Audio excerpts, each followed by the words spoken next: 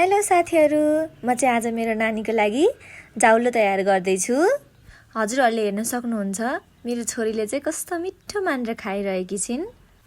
अब जाउँ जाउलो बनाउने तरिकातर्फ। मैले त्यसको लागि लिएको छु थोरै भिजाएको मसुरको दाल अनि चामल, अनि मैले काटेर राखेको प्याज, बोडी, टमाटर, सेमी, साग अनि फर्सीको मन्टा, अनि त्यसपछि आलु, अनि थोरै काटेर राखेको लसुन। अनि मैले यता बसाले कुकर तातो भइसकेपछि मैले त्यसमा चाहिँ थोरै घरमै बनाएको लोकल गाईको घिउ लगभग आधा चम्चा जति हालेको छु।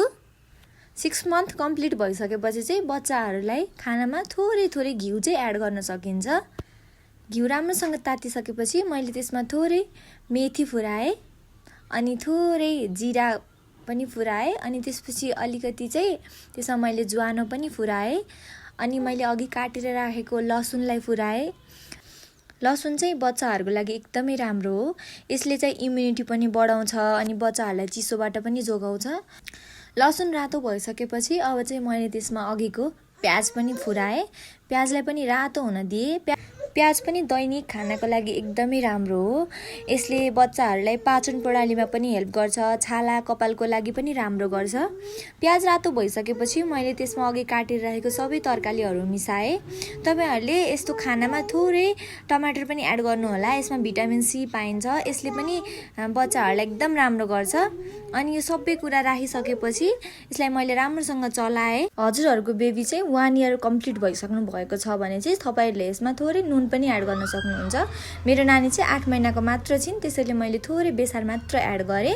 अब चाहिँ मैले अघि यसमा भिजाएर राखेको मसुरको दाल र चामललाई हालेँ, अनि मैले त्यसकै बराबर 2 कटोरा जति पानी हालेँ त्यसमा। हजुरहरूको बच्चालाई चाहिँ कन्स्टिपेसन भइरहेको छ भने चाहिँ अलि धेरै चामल चाहिँ नहाल्नु होला। चामलहरूले चाहिँ अलि बढी कन्स्टिपेसन हुन्छ, अनि यसरी भुटेर पनि नदिनु होला।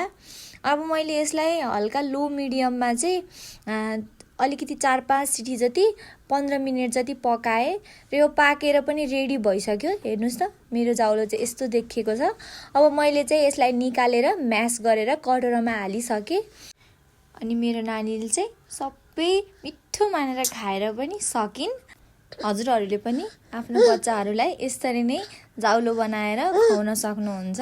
यस्तो जाउलो उनीहरूको स्वास्थ्यको लागि पनि एकदमै राम्रो हुन्छ र पचाउन पनि एकदमै सजिलो हुन्छ।